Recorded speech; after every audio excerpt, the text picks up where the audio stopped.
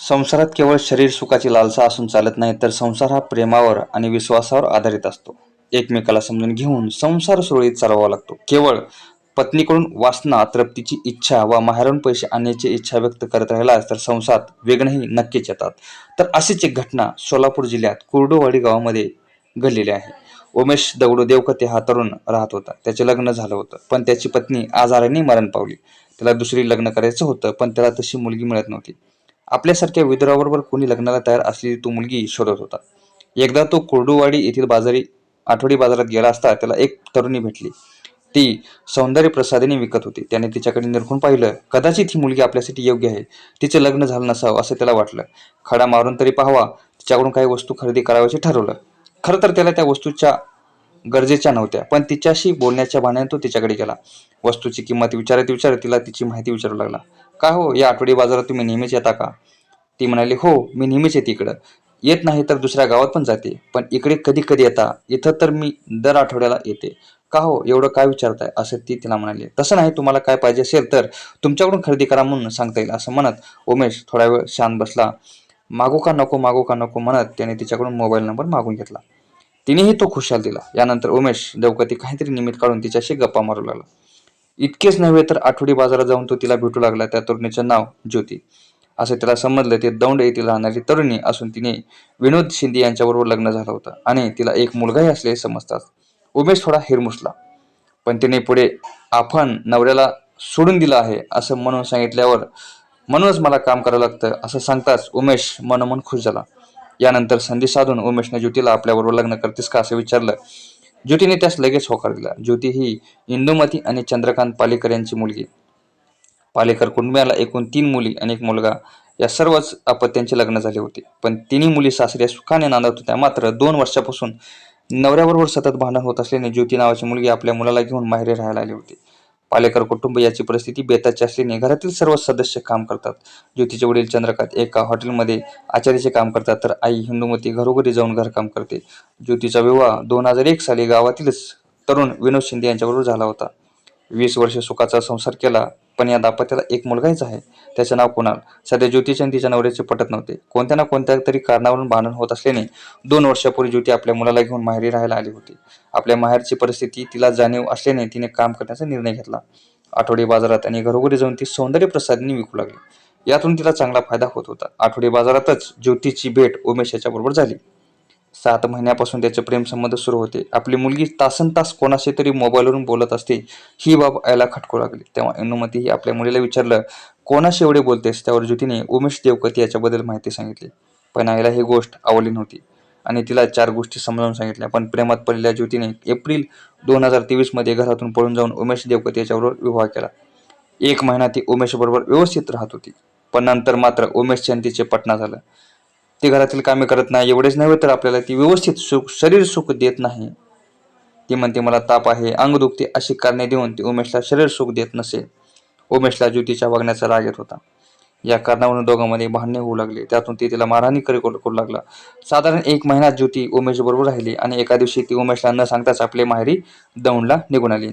दिनांक 16 मे 2023 रोजी पुन्हा ती आपल्या माहेरी आली आणि तिला याबद्दल विचारलं असता उमेश मला मारहाण करतो असं सांगितलं. आता माहेरीच राहू लागली. काही दिवसांनी उमेश हा ज्योतीच्या माहेरी आला. त्याने ज्योती कुठे आहे असे विचारले. तेव्हा ज्योतीचे वडील चंद्रकांत पुढे आले आणि म्हणाले, पाहुणं, पोरगी घरातच आहे. एवढा पळून जाऊन लग्न केलं. महिनाभर पण माझी पोरगी नांदली नाही. तुम्ही भांडण करू नका, मारू नका, नीट संसार करा आणि समजुतीने शब्द उमेशला सांगू लागले. पण याचा उमेशला राग आला. तो चंद्रकांत यांना शिवीगाळ करत मारहाण करू लागला. ज्या माणसाची आपल्याला नीट माहिती नाही त्या माणसाकडून आपल्या पोरीने लग्न केलं. ती सुखाने नांदावी एवढी इच्छा बाळगून चंद्रकांत यांनी उमेशला 4 समजुतीच्या गोष्टी सांगितल्या. पण त्या ऐकून न घेता उलट आपल्यावरच हात उचलत आहे ही गोष्ट चंद्रकांत यांनी रुचली नाही. म्हणून त्यांनी कुर्डुवाडी पोलीस ठाण्यात जाऊन तक्रार केली. यानंतर 2-3 दिवसांनी ज्योती पुन्हा त्यांच्या घरी राहायला गेली. तरीही ज्योतीच्या उमेशबद्दलच्या तक्रारी माहेरी येतच होत्या. तिला ठार मारण्याची धमकी देतो अशा तक्रारी होत्या. यावेळी तिला आईवडिलांनी तिला त्याची माहिती पोलीस ठाण्यात तक्रार दे म्हणून सांगितले, पण तिने तक्रार दिली नाही. ज्योतीचा पहिला संसार भांडणामुळेच मोडला होता. दुसरा संसार तरी सुखाचा होईल अशी अपेक्षा होती, पण तसे घडत नव्हते. दिनांक 17 ऑक्टोबर 2023 रोजी ज्योतीने फोन करून आपल्या आईकडे पैसे मागितले आणि आईला म्हणले की मला दवाखान्यात जायचं आहे, फोन पे करून मला 1000 रुपये पाठव. पण आईकडे पैसे नव्हते. त्याने तिच्याकडे एवढे पैसे नाहीत असे सांगितले. त्यावेळी तिने फोन बंद केला. नंतर 23 आणि 24 ऑक्टोबर रोजी ज्योतीच्या मोबाईलवरून उमेश देवकते याचा फोन गेला आणि ज्योती तिकडे आली आहे का? तेव्हा इंदुमती यांनी इकडे आली नाही असे सांगितले. यावर उमेश चिडून मी तिला सोडत नसतो, फारच ठारच तिला जागेवर ठार करतो. तिला त्याच्या बोलण्यावर मुलीच्या काळजीने इंदुमती उमेशला म्हणाल्या, तुम्ही असं काही करू नका. उमेश देवकते याचा फोन आल्यावर ज्योती बद्दल काळजी वाटत होती, पण असं काही होणार नाही असे त्या आपल्या मनाला समजत होत्या. यानंतर इंदुमती यांना ज्योतीचा फोन आला नाही. तिने व्यवस्थित चालले असेल अशी आपल्या मनाची समजूत घालत असल्या तरी इंदुमती यांची मनात मात्र रुखरुख होतीच. तिकडे पुन्हा राहायला आलेल्या ज्योतीचे सगळेच काही अलबेला होतं. त्यांच्यामध्ये भांडणे होतच होतीच. उमेशला तिच्यापासून म्हणावे तसे शरीर सुख मिळत नसल्याने तो तिच्याशी भांडण करत होता. त्याच्या वागण्यात चिडचिड होता. एका दिवशी त्यांनी तिच्याकडे शरीर सुख मागितले. तेव्हा ज्योतीने ते देण्यास नकार दिला. या गोष्टीचा उमेशला राग आला. या रागात असताना ज्योतीचा गळा दाबून खून केला. तो दिवस होता दिनांक 23 ऑक्टोबर 2023चा. रात्रीच्या वेळी त्यांनी ज्योतीला खून केला. त्यानंतर घराबाहेर खड्डा खोदून मृतदेह त्यामध्ये पुरून टाकला. विल्हेवाट लावल्यानंतर उमेश आपल्या घराला कुलूप लावून निघून गेला. तो परत आलाच नाही.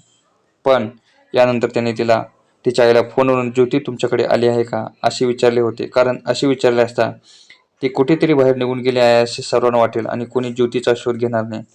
आपल्याबद्दलची कोणाला शंका येणार नाही असे त्याला वाटत होते. आदल्या दिवशी उमेशने ज्योतीचा खून करून मृतदेह घरासमोरच पुरला होता. पण याची कल्पना आजूबाजूला राहणाऱ्या कोणालाच नव्हती. त्यांना 24 ऑक्टोबर रोजी मात्र उमेशच्या घराजवळ दुर्गंधी येऊ लागली होती. तसेच घराजवळ कावळे आणि कुत्री जमा झाल्याने दिसताच शेजारच्या लोकांना शंका येऊ लागली. कोणीतरी माणूस मरून पडला असं त्या लोकांना वाटू लागलं. म्हणून परिसरातील काही नागरिकांनी कुर्डुवाडी पोलीस ठाण्यात याची खबर दिली. माहिती मिळताच पोलीस निरीक्षक गोपाळ पवार हे आपले सहकारी सहाय्यक पोलीस निरीक्षक प्रमोद नरवडे, उपनिरीक्षक हनुमंत वाघमारे, संदेश नाळे, हेड कॉन्स्टेबल सुशांत शिंदे यांना घेऊन घटनास्थळी आले. ज्या ठिकाणी कावळे आणि कुत्री जमा झाली होती त्या घरासमोर खड्डा करून माती टाकल्याने दिसत होते. नक्कीच या खड्ड्यात काहीतरी पुरले असावे अशी शंका पोलिसांना आली. हे घर उमेश दगडू देवकते यांचे आहे असेच पोलिसांना नागरिकांकडून समजलं. त्यांच्या घराला मात्र कुलूप होतं. पोलिसांनी नागरिकांच्या मदतीने ती माती बाजूला केली असता त्या ठिकाणी एक मृतदेह दिसून आला. तो मृतदेह सडत आला होता.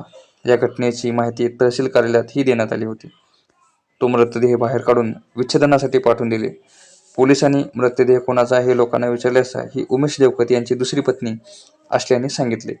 उमेश हा मात्र गायब झाल्याने त्यांचेच कृत्य केले असे शंका पोलिसांना आली. पोलिसांनी ज्योतीच्या वडिलांना फोन नंबर मिळवून फोन केला. ज्योतीचा खून झाला हे समजत असं तिच्या आईवडिलांच्या पायाखालची जमीन सरकले. इतके दिवस जी भीती वाटत होती तीच खरी ठरली हे पाहून ज्योतीची आई ओक्साबोक्शी रडू लागली. ज्योतीचे वडील, भाऊ आणि कुर्डुवाडीत पोलीस ठाण्यात आले. पोलीस आणि आईकडून सविस्तर माहिती जाणून घेतली तेव्हा त्यांना उमेश देवकते यांच्याबद्दलच्या संशयाला बळकटी मिळू लागली. याचा शोध पोलीस घेत होते पण तो मिळवून येत नव्हता. ज्योतीच्या खून प्रकरणी उमेश दगडू देवकतेवर 302 कलम प्रमाणे गुन्हा नोंदवण्यात आला. उमेश दगडू देवकते यांचे पोलीस रेकॉर्ड पोलीस तपासले.